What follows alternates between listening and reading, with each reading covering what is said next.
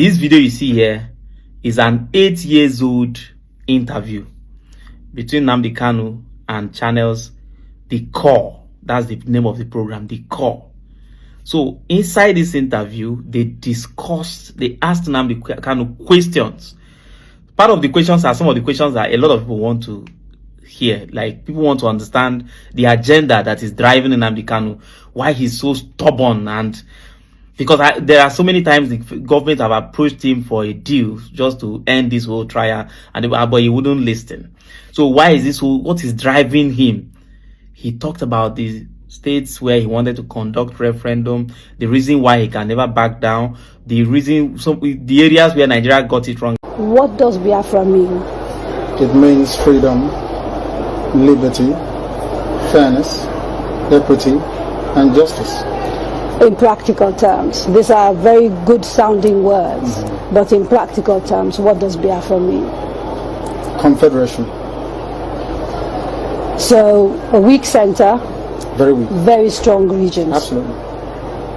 Have you had a change of mind, therefore, about getting an independent Biafra? Because that's what I seem to be hearing. No, I've not changed my mind, no. And independent Biafra means going back to the way we were before the white man came.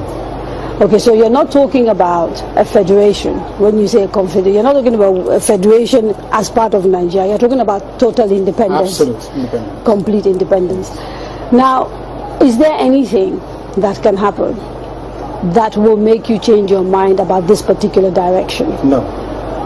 So it is either Biafra or nothing else? Or death, yes.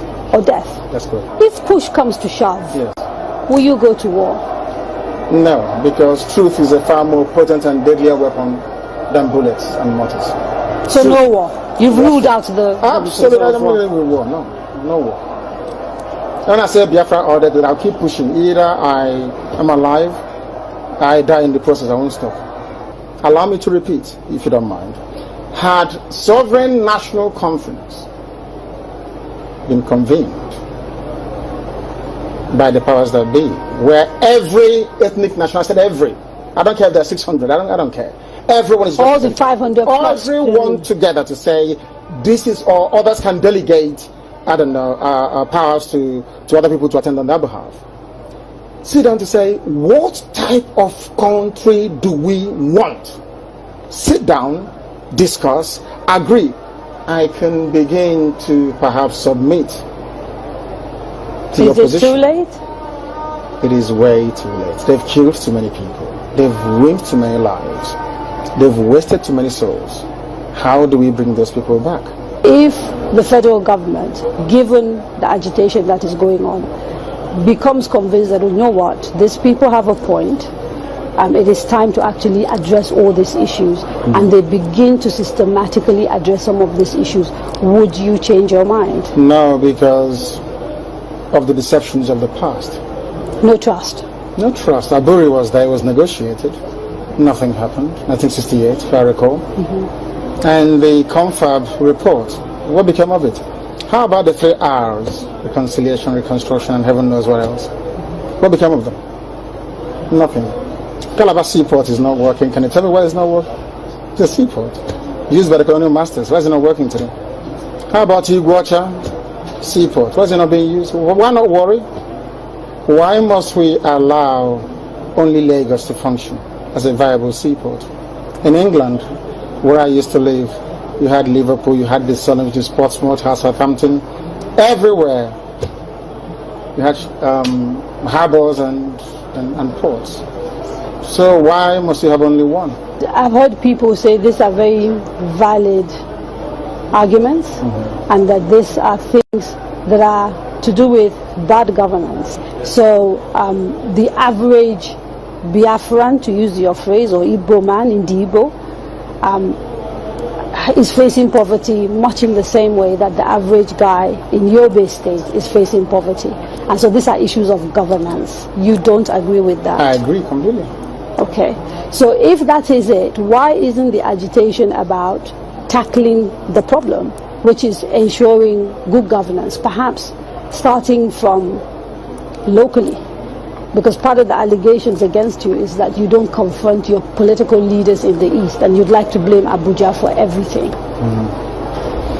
Because the way I would want to solve a problem is not how a Fulani man would want to solve it. You really believe this is an ethnic thing, and the ethnic. approach is different? No, the approach is different. No, it's not ethnic. It is more to do with value system. Right.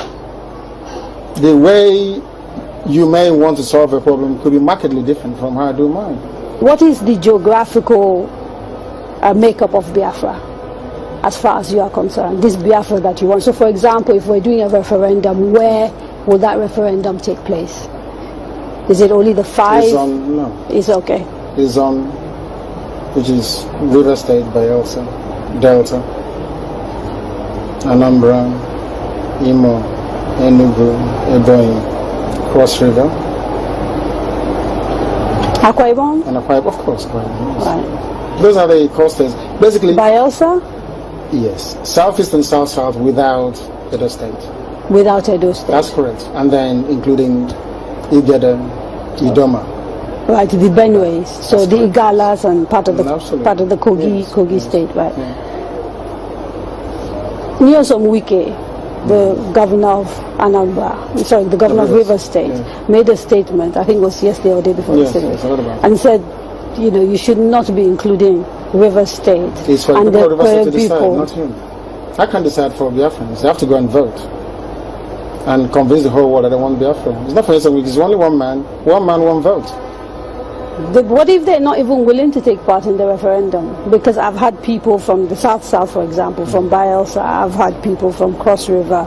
I think there's a famous actress, Kate Henshaw, for example, wrote a long piece about why people of the South don't want to be dragged into a place called Biafra. You're saying, regardless of what they say, you want a referendum in those parts?